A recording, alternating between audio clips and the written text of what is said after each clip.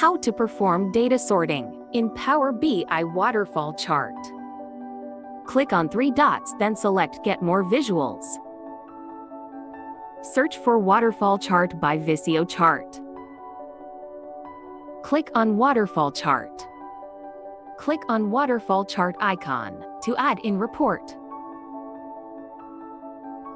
Select Dimension and Measure.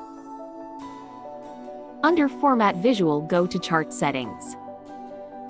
There are 3 options on which you can sort Waterfall Chart in ascending or descending order.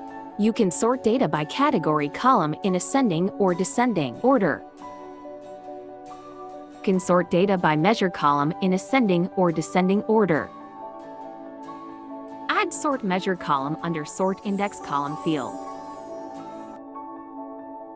You can sort chart on the basis of Sort Index column in ascending or descending order.